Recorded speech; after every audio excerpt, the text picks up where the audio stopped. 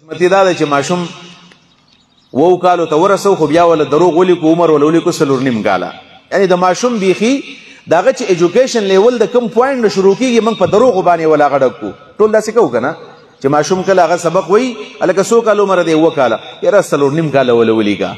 ولی ورسته وته بیا د عمر مسله برازي ایج مسله به ترازي نو هغه چې کوم اولنې پړوي داغه شروع شولا نو هغه دروغ باندې کې خو درې شولا خشت اول چون حد میں عمار کج تا سوریا میرا و دیوار کج اول خخت زمون د ماشومانو د بدروغ باندې خود لګي زمون غیر رسمي تعلیم نشته دی زمون رسمي تعلیم د دروغ نه شروع کیږي د دروغ نه په دې ځبانه خو خلک نه پیدا کیږي تعلیم زیات شو یونیورسيټیان زیات شولې کالجونه زیات شول براین ورس پر ورځ باندې زیاتېږي انسانیت ورس پر ورځ باندې ختميږي په دې معاشره کې نن سبا هر سړی زمون د معاشره غټه مسله کرپشن ده دا کرپشن ختم کوي کنه په دې کالجونو خو تاسو په اربون روپۍ لګوي په یونیورسيټو باندې خو تاسو په بلین ډالر لګوي ولې خلک نه جوړيږي ځکه په دې باندې نه کیږي د لپاره به موږ د مور د غیګ نه به شروع کو د مور د غیګ نه او د مور غیګ دا اوله مدرسه ده اوله یونیورسيټي ده اول سکول دی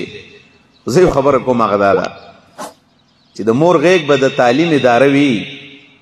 او د مور د غیګ په دې کې به تربیت کیږي خو په دې شرط باندې چې د مورم تربیت شوی په دې شرط باندې چې د پلار هم تربیت شوی دی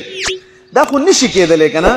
چې پلار په خپل باندې ناس دی د خپل بچو سره او اذان وشي او بچو ته شابه کې زی منزل شابه او ډانګې په سراوالي شابه زی او دا پلار برابر ناس دی او یې جنماز کور کو په کور کې منځو کور دا بچي به یو ورځ ویریږي 2 ورځې ویریږي په اخر کې به ټیک ټاک د پلار سره د اخلاقی کې چې ته په خپل باندې نه جماعت وجلل یا موږ دا څه کوو خپل بچي به دکان ته ولګلا شي سیګریټ ولا راوړه وښنه سوار ولا راوړه او که بیا بچي نسوار کوي سیګریټ کوي آیس کوي نشه کوي موږ سوایو زما د بچي وران شو دا خو تا په دې برای باندې راوړلې دا ورته ویل چې مال راوړه په دې ځبانه معاشره جوړیږي سماج جوړیږي د کور نه او د کور بنیادی چې کوم یونټس دي دا مور او پلار دي د مور او پلار تربیت پکار دی دا غي نه پس په بیا زمونږ سماج برابرېږي بیا به زمونږ معاشره جوړیږي د غیر رسمي تعلیم ضرورت دی غیر رسمي تعلیم ضرورت دی ځکه خو نبی علیہ الصلوۃ والسلام لوی اهمیت بیان کړی دی او رسول الله صلی الله علیه وسلم فرمایي مروا صبيانكم بالصلاه اذا بلغوا 7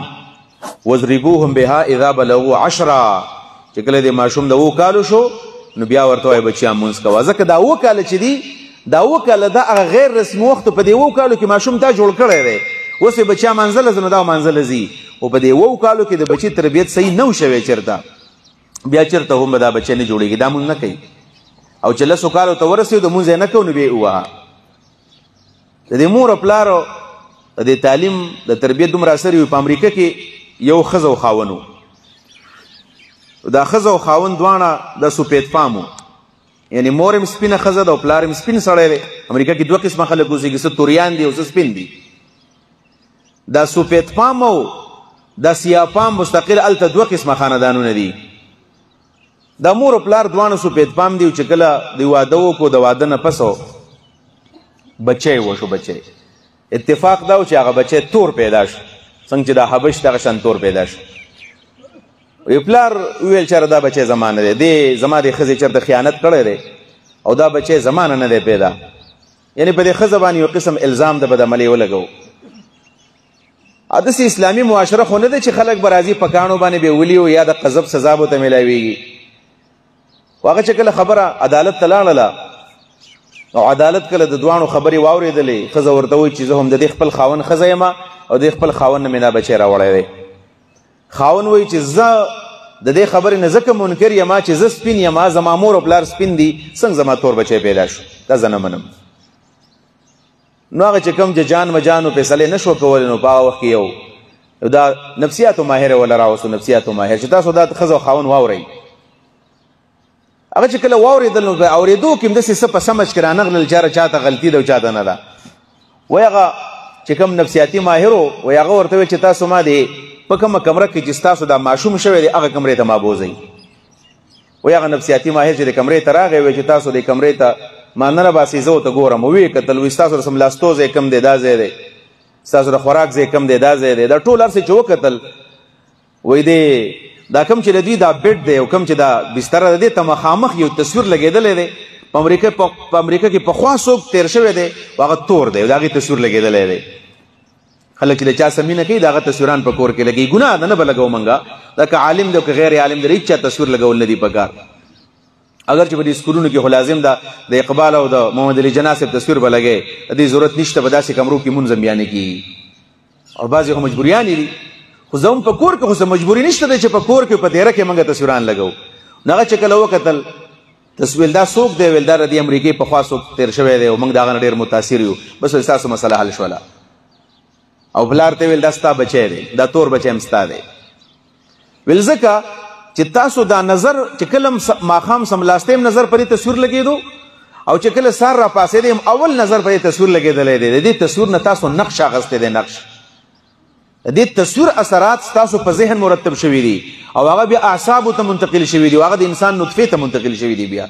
لهذا دا بچی ستاسو ښه صحیح بچی دی حلالي او تا ته دا حق نه دی حاصل چې ته اعتراض په دې باندې وکړي ستاسو څه خیال دی چې د یو تصویر نه د مور او پلار اثر داسې قبلېدل دي چې د هغې نه پس د بچي رنګ بدلېدی شي نو اوس په ځان راځئ چې اخوا په تفصیل نه ځم زموږ په دې موبایل کې موږ څه شی ګورو نو چې د مور او پلار سوچ او فکر دا دی په دې موبایل کې دا ګندګیانې دي نو بچي به دې څنګه پیدا کېږي موږ په دې کلي کې یو مولانا صاحب اوس خزانې ته راغلی دی او د جمعې تقریر کې ما یو خبره یاده کړې وه ویل دا معاشره ورانه شوله او ویل ډېره ورانه شو خو ویل زما سره ستاسو غم نشته ویل زما سره غم دا دی چې ستاسو نه پیدا شي او د هغوی به څه صورت حالي نو ځان ته به سوچ کوو چې زموږ په دې وخت کې معاشره دا ده که نه چې زموږ نه دا کم پیدا شي دوی به څنګه معاشره بیا جوړوي په دې وجه باندې راځي چې موږ د دې معاشرې برایان هم وپېژنو او د هغې نه وروسته موږ د دې معاشرې د برایانو سدباب وکړو دا بند کړو موږ او موږ نوي نسل ته یو کلا او ښکلې معاشره مزیداره موږ حواله کړو دا طریقه ده زمونږ دپاره خو اسوه او زمونږ دپاره نمونه د جناب محمد رسول الله صلی الله علیه وسلم ژوند دی مونځ به د هغه په طرز کوو ژوند به د هغه په طرز تیرو تأثر به هم د هغه نه اخلو د ځان دپاره به نمونه موږ منو نو الله به موږ بیا ښه مسلمانان جوړیږو محمد رسول الله صلی الله علیه وسلم چې په کومه طریقه د انسانانو تعمیر کړی دی د دې معاشرې تعمیر یې کم کړی دی نو هغه ډېر ناشنا دی ډېر مزیدار دی کم اصول یې ولې جوړ کړي دي نو هغه ډېر زیات ښایسته دي او که چېرته معمولي غونې غلطي په نظر باندې راغلې ده فورا د هغې اصلاح کړې ده خاص کر په کور کې نبي علیه السلام د کور داسې وړې وړې واقع ستاسو مخکې بیانومه چې کور جوړ شي نو سماج به جوړېږي کور باندې محنت وکړئ د کور دا یونټ او د کور دا اجتماع دا بنیادي شی دی چې کور نه جوړ شي معاشره نه جوړېږي ګورئ دې خبر توجه پکار ده